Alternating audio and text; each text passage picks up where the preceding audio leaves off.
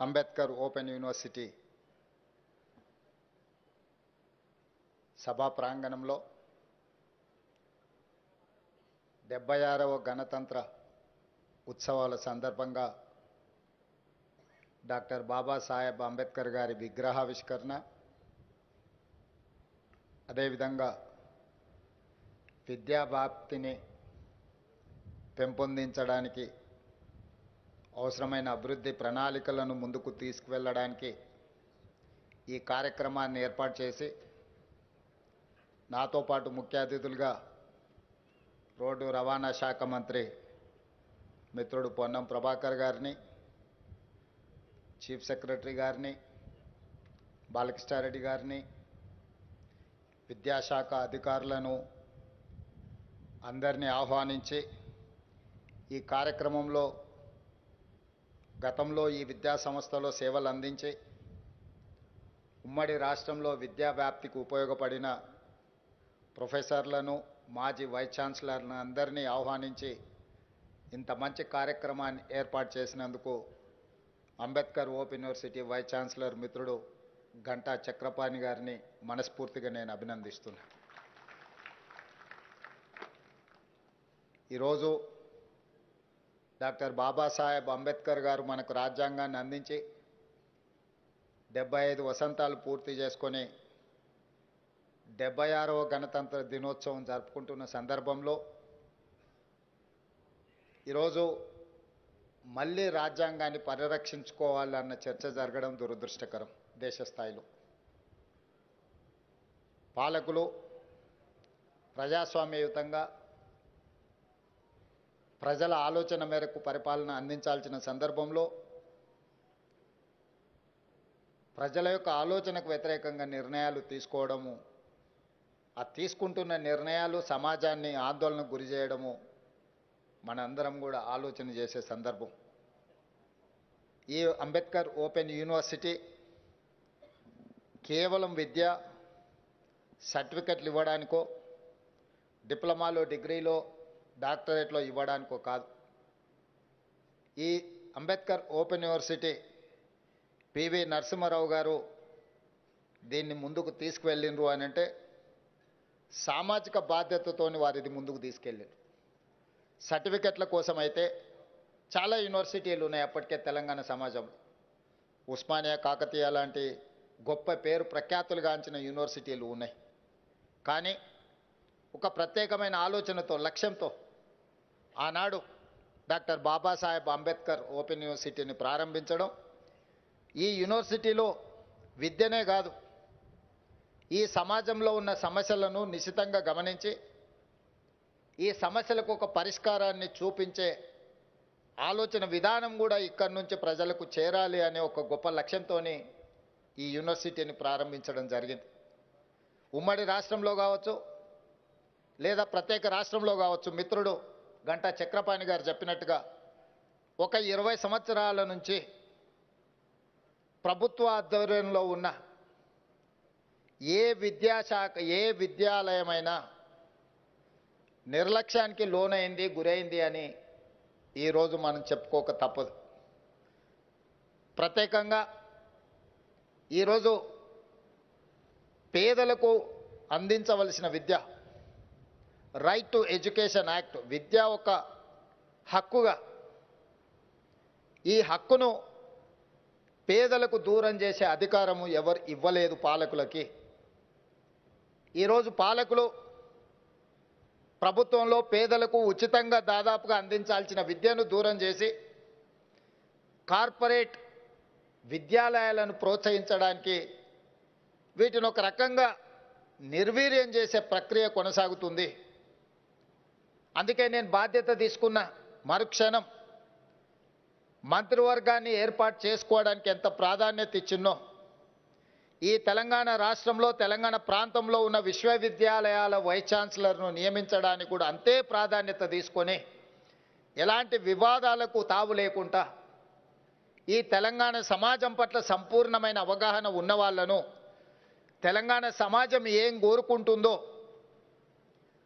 ఆ ఆలోచన అంతా అవగాహన ఉన్న వాళ్ళను ఈరోజు తెలంగాణలో ఉన్న యూనివర్సిటీలకు వైస్ ఛాన్సలర్గా నియమించడం జరిగింది. దీని వెనకాల చాలా ఆలోచనలు చేసినాం.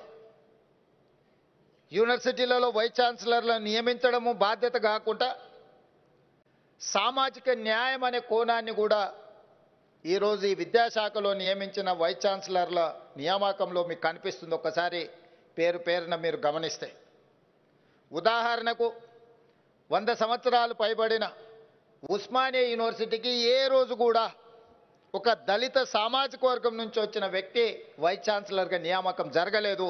ఈ ప్రభుత్వంలో ఈసారి ఉస్మానియా యూనివర్సిటీకి 100 సంవత్సరాల తరువాత అత్యంత సమాజ నిర్లక్ష్యానికి లోనైన ఒక విద్యావేత్తను వైస్ ఛాన్సలర్గా నియమించడం ద్వారా చదువుకుంటే గొప్ప వ్యక్తులుగా రాణించవచ్చు. ఆ వ్యక్తులు ఆదర్శంగా నిలబడి సమాజంలో విద్యను భావవ్యాప్తి చేయడానికి ఉపయోగపడుతుందని, అక్కడే కాదు ఈరోజు మిత్రుడు గంటా చక్రపాణి గారిని కూడా ఇక్కడి నుంచే 30 సంవత్సరాలు ఇక్కడ సేవలు అందించిన ఒక విద్యావేత్తను ఈరోజు ఈ ఓపెన్ యూనివర్సిటీకి వైస్ ఛాన్సలర్గా నియమించడం జరిగింది. మీరు పాలమూరు యూనివర్సిటీ తీసుకున్నా, ఏ యూనివర్సిటీ అయినా మీరు ఒక్కసారి తీసుకొని పరిశీలించండి. ఈ తెలంగాణ సమాజంలో కలిసి ఉన్న సామాజిక వర్గాల కలయికనే ఈరోజు ఈ తెలంగాణ సమాజంలో ఉన్న అన్ని యూనివర్సిటీల వైస్ ఛాన్సలర్ను వాళ్ళందరిని ఒక కాంబినేషన్ కింద అన్ని సామాజిక వర్గాలకు సంబంధించిన ప్రాతినిధ్యం ఉండాలి అని చెప్పి, అందులో చదువుకున్న వాళ్ళు రోల్ మోడల్గా ఈ సమాజంలో కనిపించాలి అని చెప్పి వాళ్ళందరిని కూడా నియమించడం జరిగింది.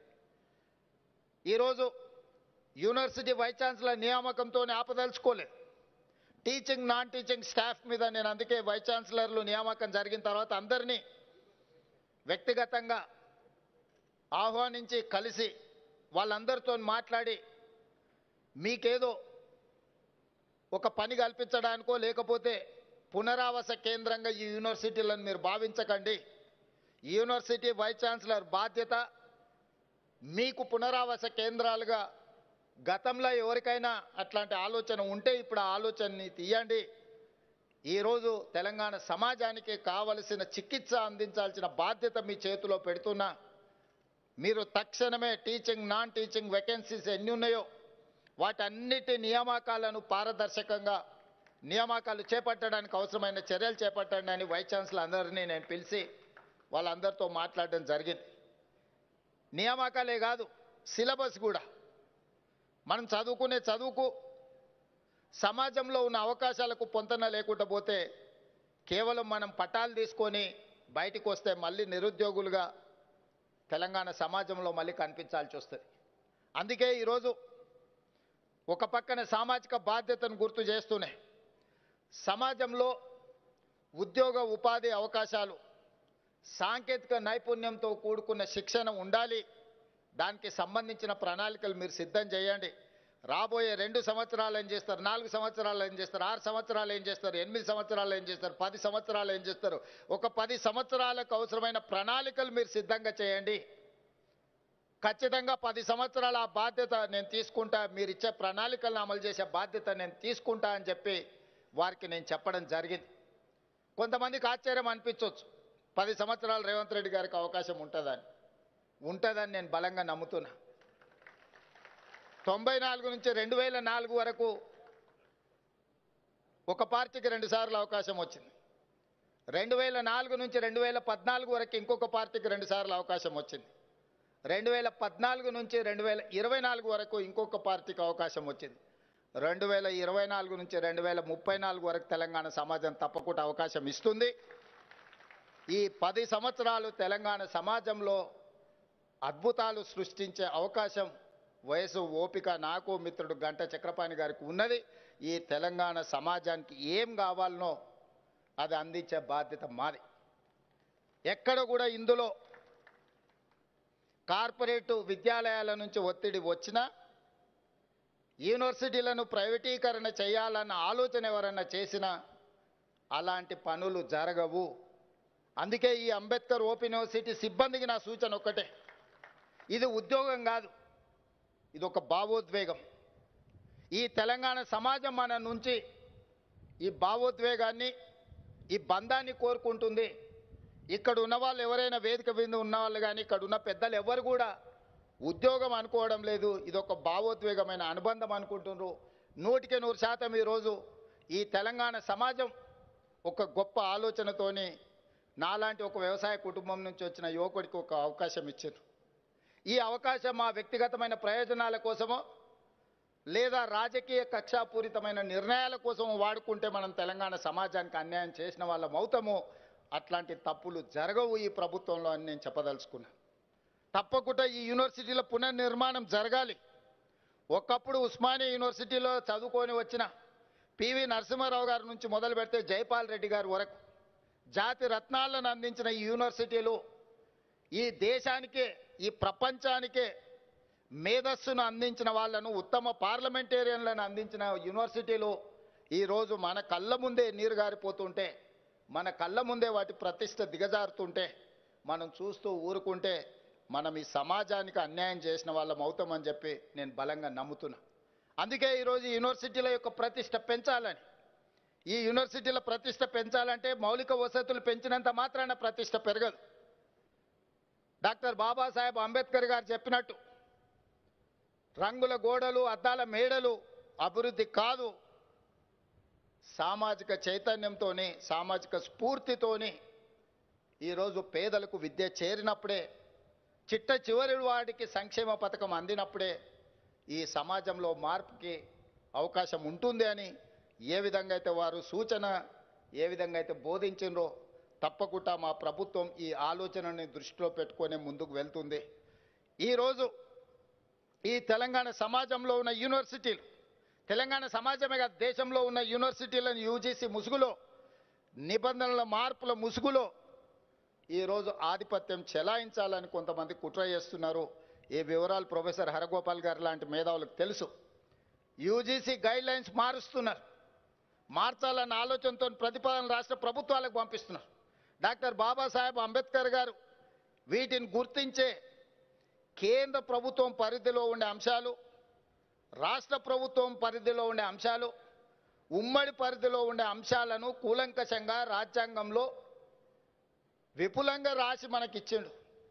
కానీ ఈరోజు సవరణల ద్వారా రాష్ట్ర పరిధిలో ఉండాల్సిన యూనివర్సిటీల యొక్క మనుగడ కేంద్ర ప్రభుత్వం గుంజుకోవాలనే ప్రయత్నం చేస్తుంది. ఇప్పుడు నేను నియమించిన వైస్ ఛాన్సలర్ని భవిష్యత్తులో గవర్నమెంట్ ఆఫ్ ఇండియా ఢిల్లీ నుంచే నియమిస్తాము, ఈ నిబంధనలు సరళిస్తామంటున్నారు. ఢిల్లీలో ఉన్నవాడికి తెలంగాణ ప్రజల యొక్క ఆలోచన, తెలంగాణ ప్రజల యొక్క జీవన విధానం ఏ రకంగా తెలుస్తుంది?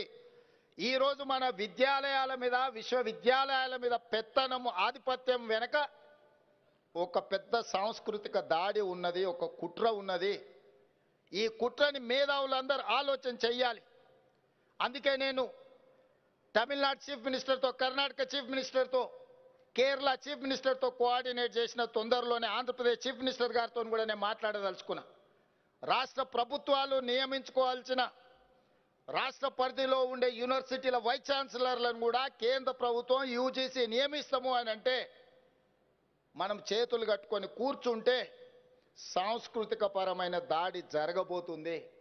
ఆ తర్వాత ఈ విశ్వవిద్యాలయాలు కొంతమంది చేసే విష ప్రచారానికి వేదికలు కాబోతున్నాయి. ఇది మన సమాజాన్ని చీల్చడానికి ఉపయోగపడుతుంది తప్ప ఈ సమాజానికి చికిత్స చేయడానికి విశ్వవిద్యాలయాలు వేదిక కాకుండా పోయే ప్రమాదం ఉన్నది. అందుకే ఈ వేదిక మీద నుంచి ప్రధానమంత్రి నరేంద్ర మోడీ గారికి విజ్ఞప్తి చేస్తున్నా. ఈరోజు 76వ గణతంత్ర దినోత్సవ ఉత్సవాల సందర్భంగా ప్రధానమంత్రి గారికి నేను విజ్ఞప్తి చేస్తున్నా. మీరు చేసే దాడి, మీరు మార్చాలనుకుంటున్న యూజీసీ నిబంధనలు, ఇది రాజ్యాంగం మీద దాడిగానే మేము భావించాల్సి వస్తుంది. మా మీద మీరు దండయాత్ర చేయాలన్న ఆలోచన చేస్తున్నారు. మా ప్రజల మీద, మా ప్రాంతాల మీద, మా రాష్ట్రాల మీద మీకు అధికారం ఉంది కదా అని దండయాత్రలు చేస్తే అది మంచి ఫలితాలను ఇవ్వదు. మేమందరం సమిష్టిగా నిలబడి కొట్లాడుతామని చెప్పి సవినయంగా ఈ దేశ ప్రధానమంత్రి గారికి నేను విజ్ఞప్తి చేస్తున్నా. ఇది మంచిది కాదు రాజ్యాంగ స్ఫూర్తికి. మీరు కాదు, భవిష్యత్తులో రాబోయే ప్రధానమంత్రులు ఇంకా విపరీతమైన ధోరణితో, ఆలోచనతో వచ్చినప్పుడు డాక్టర్ బాబాసాహెబ్ అంబేద్కర్ గారు ఏ స్ఫూర్తితో ఈ రాజ్యాంగాన్ని ఇచ్చిండో ఆ రాజ్యాంగం మనుగడ సాధిస్తుందా? ఈ విధానం మంచిదా? ఆనాడు వారు రచించినప్పుడే అన్ని రకాల ఆలోచనలు చేసి కేంద్ర ప్రభుత్వం ఏం చేయాలి, రాష్ట్ర ప్రభుత్వం ఏం చేయాలి, రాష్ట్ర కేంద్ర ప్రభుత్వాలు కలిసి ఏమి చేయాలని ఉమ్మడి జాబితాతో సహా ఎవరికి వాళ్ళకు వాళ్ళ యొక్క బాధ్యత విడమర్చి మనకు మన బాధ్యతలను ఇచ్చాడు. ఒకరి అధికారాల మీదకి ఒకరి బాధ్యతల మీదకి ఇంకొకరు దండెత్తినప్పుడు అది అనవసరమైన వివాదాలకు రాద్ధాంతాలకు దారితీసే ప్రమాదం ఉన్నది. ప్రధానమంత్రి గారు దయచేసి యూజీసీ నిబంధనలను మార్చి మా రాష్ట్రాలలో వైస్ ఛాన్సలర్లను నియమించుకునే అధికారాన్ని మీరు గుంజుకుంటే ఇది మా మీద దాడిగానే మేము భావిస్తాము. మా హక్కులను వదులుకోవడానికి మేము సిద్ధంగా లేము. మేము నమ్మిన సిద్ధాంతాన్ని వదులుకోవడానికి కూడా మేము సిద్ధంగా లేము. మేము నమ్ముతున్న సిద్ధాంతం ఏందో మీకు తెలుసు. ఈరోజు డాక్టర్ బాబాసాహెబ్ అంబేద్కర్ గారు అందించిన రాజ్యాంగాన్ని తూచా తప్పకుండా స్ఫూర్తిని అమలు చేయాలన్న సిద్ధాంతం మాది. దాన్ని సమూలంగా మార్చాలి, ఉన్న రిజర్వేషన్ల విధానాలను రద్దు చేయాలన్న ఆలోచన మీకు ఏమైనా ఉంటే తక్షణమే యూజీసీ నిబంధనలు ఉపసంహరించుకోండి. ఇవి చర్చకు పెట్టినా కూడా మంచిది కాదు. ఇక్కడ చాలామంది అంబేద్కర్ ఓపెన్ యూనివర్సిటీ సిబ్బంది ఉన్నారు. యూజీసీ ఈరోజు కొత్త గైడ్లైన్స్ను రాష్ట్రాలకు పంపించింది. ఆ గైడ్లైన్స్ ప్రకారం వైస్ ఛాన్సలర్ల నియామకం భవిష్యత్తులో మన చేతిలో ఉండదు. ఆ గైడ్లైన్స్కి నా ఆమోదం జరిగితే ఇదే చిట్ట చివరి రాష్ట్ర ప్రభుత్వం నియమించుకున్న వైస్ ఛాన్సలర్లుగా గంటా చక్రపాణి గారు, బాలకృష్ణారెడ్డి గారు, లేకపోతే ఇక్కడ ప్రొఫెసర్ పురుషోత్తం గారు, వీళ్ళందరూ చివరిగా రాష్ట్ర ప్రభుత్వాలు నియమించుకున్న విద్యావేత్తలు అవుతారు. ఇది ఖచ్చితంగా విద్య మీదనే కాదు, మన మీద ఆధిపత్యాన్ని చెలాయించడానికి కుట్ర జరుగుతుందని మీరందరూ అర్థం చేసుకోండి. అవసరం అనుకుంటే నిరసన తెలిపే కార్యక్రమాలకు కూడా మనం సిద్ధం కావాల్సిన అవసరం ఉన్నది. మన యూనివర్సిటీలు ఈ తెలంగాణ ప్రజల యొక్క ఆలోచన విధానానికి, తెలంగాణ సమాజానికి పట్టిన లేదా తెలంగాణ సమాజం ఎదుర్కొంటున్న సమస్యల మీద విద్యార్థులు చదువుకుంటూనే చైతన్యంతో పోరాటం చేసిండ్రు. అది ఆనాటి మొదటి తెలంగాణ ఉద్యమం కావచ్చు 69, లేదా మళ్ళీ తెలంగాణ ఉద్యమం కావచ్చు. యూనివర్సిటీలే వేదికలుగా విద్యార్థులే కథానాయకులే ముందుకు నడిస్తే ఈరోజు తెలంగాణ రాష్ట్రాన్ని మనం సాధించుకున్నాం. ఇది నిజం. సరే, నేనెన్ని చెప్పుకున్నా, ఇంకెవరెన్ని చెప్పుకున్నా, మా గొప్పతనాల గురించి మాకున్న ప్రసార మాధ్యమాల ద్వారా మేము ఎంత ప్రచారం చేసుకున్నా, మేము నాయకులుగా రాజకీయంగా ఈ ఉద్యమాలను ఉపయోగించుకొని ప్రయోజనం పొందిన వాళ్ళమే తప్ప మేము చేసిన త్యాగాలు గొప్పగా ఉన్నాయని అయితే నేను భావించడం లేదు. అందుకే ఈరోజు మళ్ళొక్కసారి ఈ విద్యార్థులు ఆలోచన చేయాలి, సెమినార్లు పెట్టాలి, చర్చలు జరగాలి. ఈ నిబంధనలు తెలంగాణ సమాజానికే కాదు ఇతర రాష్ట్రాలకు కూడా ఇదేమైనా ప్రయోజనం ఉంటుందా? దీనివల్ల నష్టం జరిగితే రాష్ట్రాల చేతుల నుంచి ఒకటొకటిగా కేంద్ర ప్రభుత్వం అన్నిటిని గుంజుకుంటే చివరికి స్థానిక సంస్థల్లాగా, మున్సిపల్ కార్పొరేషన్ లాగానో లేకపోతే జిల్లా పరిషత్ లాగానో సేవలు అందించి సేవల కింద పన్నులు వసూలు చేసుకునే సంస్థలుగా మిగిలిపోతే రాష్ట్ర ప్రభుత్వాలు. యూనియన్ ఆఫ్ స్టేట్స్ అన్నారు. రాష్ట్రాలకు ఉన్న విశేష అధికారాలను కేంద్ర ప్రభుత్వం ఆక్రమించుకుంటూ పోతే ఇది చివరికి మనం జీవోత్సవాలుగా మారే పరిస్థితులు వస్తాయి. ఇది ఏమాత్రము ప్రజలకు మంచిది కాదు. రకరకాల పరిస్థితుల వల్ల ఎవరైనా అధికారంలోకి రావచ్చు, కేంద్రంలో భావోద్వేగాల పరిస్థితిలో కూడా రావచ్చు. కానీ మెజారిటీ ఉంది కదా అని పూర్తిగా మూలాలను దెబ్బతీసే ఆలోచన చేసినప్పుడు ప్రజలు చైతన్యంతో మేధావులు ముందుకు రావాలి. మేధావులు అందరు చర్చ చేయాలి. ఈరోజు కేంద్ర ప్రభుత్వం చేస్తున్న మార్పులను నిశ్చితంగా గమనించాల్సిన అవసరం ఉన్నది. వాళ్ళ ఆలోచన ఏమున్నదో, మార్పుల వెనకాల ఉన్న విధానం ఏముందో కూడా ఈరోజు చర్చ జరగాల్సిన అవసరం ఉన్నది. అందుకే మిత్రులారా, ఈరోజు సమయము, సందర్భము, వేదిక సముచితమైందనే కొంచెం ఒక లైన్ పక్కకు దాటినా ఈ అంశాలను ఇక్కడ ప్రస్తావించడమే సముచితమని నేను ప్రస్తావిస్తున్నా. వాస్తవంగా నేను ఏ వేదికల మీద అక్కడ వేదికను బట్టి అంశాలను ప్రస్తావిస్తా.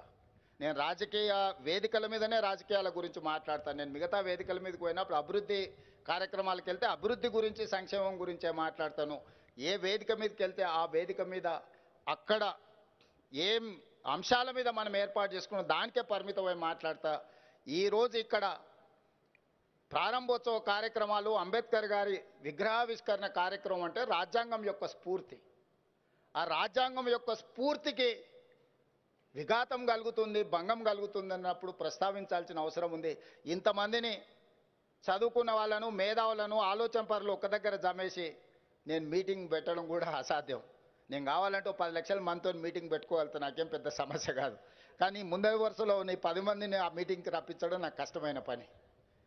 అందుకే వాళ్ళందరూ ఉన్నారు కాబట్టి వాళ్ళందరి దృష్టిలో జరుగుతున్న మార్పులు, చేర్పులు, పరిణామాలను ఈ తెలంగాణ సమాజానికి వీళ్ళే ప్రతీకలు, గౌరవం. అందుకే వాళ్ళ ముందు ఈ అంశాలను ప్రస్తావించిన ప్రధానమంత్రి గారు ఇంకొక అన్యాయం కూడా తెలంగాణకు చేసిండ్రు. మేము పద్మభూషణ్, పద్మశ్రీ అవార్డుల కోసం కూడా తెలంగాణ సమాజానికి ప్రతీకలైన గద్దర్ గారి పేరు, చుక్కా రామయ్య గారి పేరు, అందశ్రీ పేరు, గోరెట వెంకన్న పేరు, జయతీర్ తిరుమలరావు గారి పేర్లు, వీటన్నిటినీ రాష్ట్ర ప్రభుత్వం నుంచి మేము ప్రతిపాదన ఇచ్చినాం. కానీ ఏ ఒక్క పేరు కూడా కేంద్ర ప్రభుత్వం పరిగణలోకి తీసుకోలేదు. ఇది మాకు కొంచెం బాధ కలిగించింది. మిత్రుడు మందకృష్ణ మాదిగకి ఇచ్చినందుకు మనస్ఫూర్తిగా నేను అభినందిస్తున్నా. కానీ కేంద్ర ప్రభుత్వం గద్దర్ను, చుక్కా రామయ్య గారిని, జయ జయ హే తెలంగాణ అందించిన అందశ్రీని, గోరెట వెంకన్నను, జయతీర్ తిరుమలరావు గారిని అసలు పరిగణలోకే తీసుకోకపోవడం అనేది ఇది మన తెలంగాణ సమాజానికి కొంత బాధ కలిగించే అంశము. ఇప్పటికైనా ఈ ప్రాంతం నుంచి కేంద్రంలో ప్రాతినిధ్యం వహిస్తున్న పెద్దలు ఆలోచన చేయాలి. మిత్రుడు కృష్ణమాదిగకి ఇచ్చినందుకు మనస్ఫూర్తిగా అభినందిస్తున్నాం. సమాజంలో ఉండే చాలా రుగ్మతల మీద చాలా సంవత్సరాలుగా పోరాడిండు. కానీ వారితో పాటు ఈ 4-5 పక్క రాష్ట్రంలో 5 ఇచ్చినప్పుడు కనీసం మనకు ఒకటి తక్కువ ఇచ్చిన 4 ఇచ్చినా కూడా ఈ పెద్దలందరికీ గౌరవం దక్కుండేది. నేను తొందరలోనే ప్రధానమంత్రి గారికి లేఖ రాయబోతున్నా. కేంద్ర ప్రభుత్వాలు ఇట్లా మన పట్ల వివక్ష చూపించినప్పుడు మనం ఎక్కడో ఒక దగ్గర మన నిరసన తెలపాల్సిన అవసరం ఉన్నది. ఆ నిరసన ప్రజాస్వామ్యయుతంగా ఉండాలని నేను బలంగా నమ్ముతున్నా. ఈ వేదిక మీద నుంచి మా అసంతృప్తిని కేంద్ర ప్రభుత్వానికి తెలియజేస్తున్నాం. తప్పకుండా కేంద్ర ప్రభుత్వానికి ఈ అంశాల మీద రాష్ట్ర ప్రభుత్వం లేఖ రాస్తుంది. అదేవిధంగా మిత్రుడు గంటా చక్రపాణి గారు అన్ని కాలేజీలల్లో ఫీజు రియంబర్స్మెంట్ మీరు అమలు చేస్తారు, ఓపెన్ యూనివర్సిటీలో చదువుకునే విద్యార్థులకు మాత్రం ఫీజు రియంబర్స్మెంట్ ఇవ్వట్లేదని వారు ఇప్పుడే నా దృష్టికి తీసుకొచ్చారు. తప్పకుండా అంబేద్కర్ ఓపెన్ యూనివర్సిటీలో చదువుకునే ప్రతి విద్యార్థులకు రాష్ట్ర ప్రభుత్వం తరఫున మీరు చాలా చిన్న ఫీజు 4,000 ఉండొచ్చు అనుకుంటున్నా నేను. అదేం ప్రభుత్వానికి బర్డెన్ కాదు, ఇది ఎక్స్పెండిచర్ కాదు, ఇది ఇన్వెస్ట్మెంటు. మీరు చదువుకోవడం, మీరు సమాజంలో చైతన్యవంతులు కావడం అనేది ఈ తెలంగాణ సమాజానికి ప్రయోజనం. తప్పకుండా ఆ ఫీజు రియంబర్స్మెంట్ చేసే బాధ్యత రాష్ట్ర ప్రభుత్వం తీసుకుంటే నేను చీఫ్ సెక్రటరీ గారికి వేదిక మీద నుంచి ఆదేశాలు ఇస్తున్నా. తక్షణం ఆ వివరాలన్నీ తెప్పించుకొని ప్రభుత్వం వైపు నుంచి స్పీకింగ్ ఆర్డర్ ఏమి ఇవ్వాలనో తక్షణమే చర్యలు తీసుకోవాలి.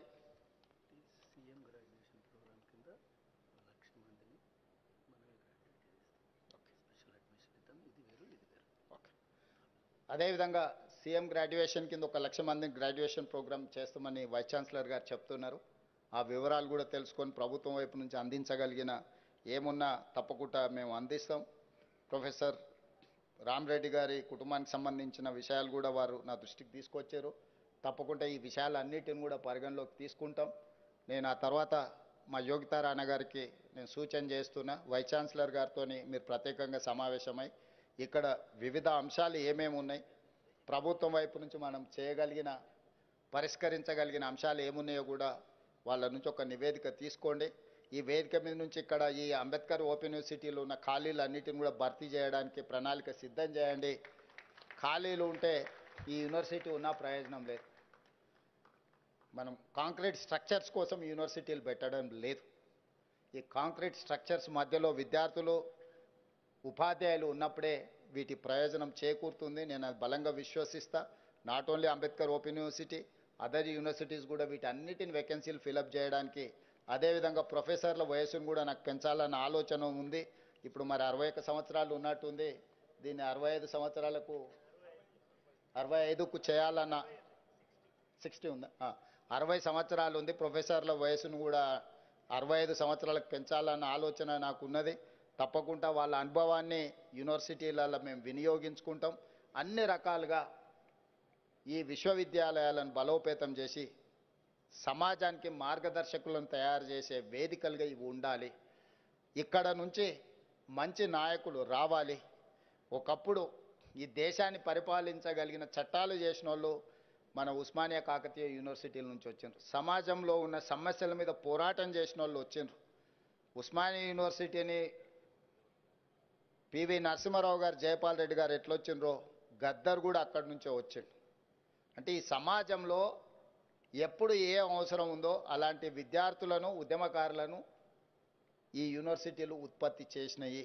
రేపు భవిష్యత్తులో కూడా అలాంటి పరిస్థితులు, అలాంటి విద్యార్థులు ఈ యూనివర్సిటీల నుంచి రావాలని నేను బలంగా కోరుకుంటున్నా. ఈ యూనివర్సిటీల నుంచి చైతన్యంతో వస్తేనే ఆటుపోట్లకు తట్టుకొని నిలబడతారు. వ్యాపారాలు చేసి అక్కడి నుంచి రాజకీయాలకు వస్తే లాభం ఎంత నష్టం ఎంత లెక్కలు వేసుకొని తూకం వేసే పరిస్థితి ఉంటుంది.